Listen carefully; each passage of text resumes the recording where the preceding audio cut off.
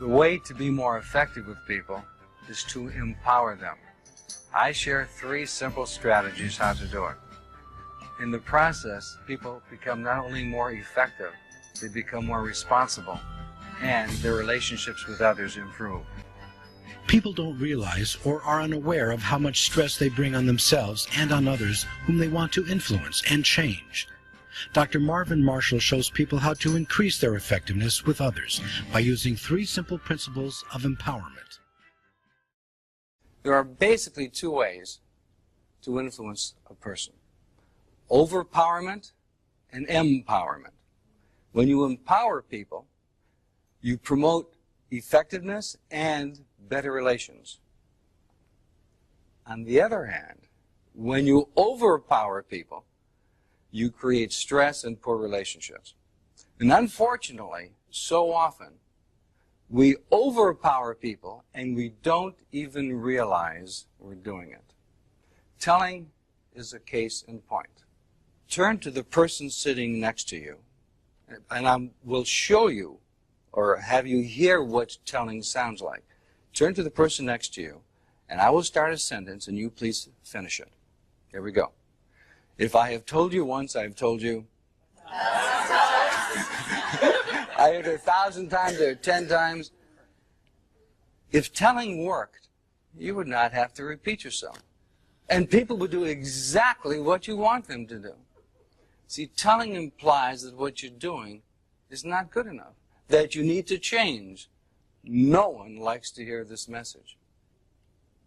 What occurs is it engenders a negative feeling.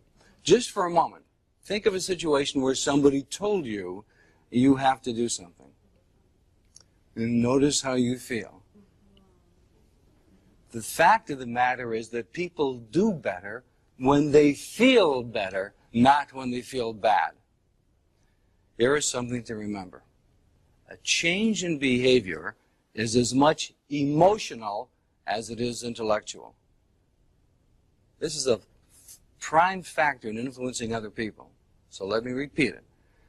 A change in behavior is as much emotional as it is intellectual. We know oftentimes we should do something or should not do something, but it's only when the emotion kicks in that it prompts us to action. All right, so much for what telling sounds like. Now let's take a look at how telling looks like. Between you and the person sitting next to you, very quickly, choose a captain. Okay, I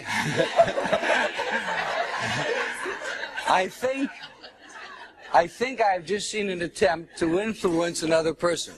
You all pointed to the person sitting next to you and said, "You be the captain."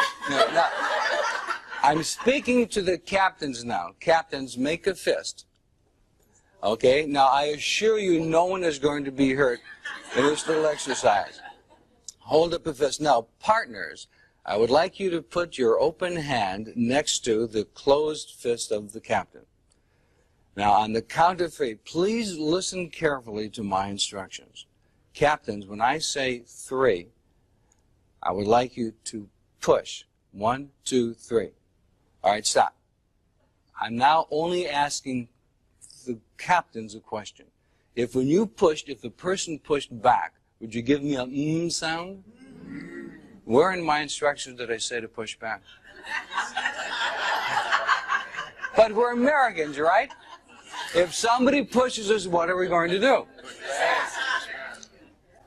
This is a law in human relations as it is in physics. If there is a force, there is going to be a counterforce.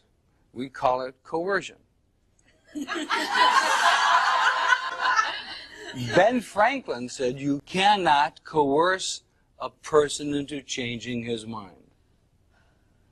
Unfortunately, we do it much too often, and the problem is we don't even realize we are doing it.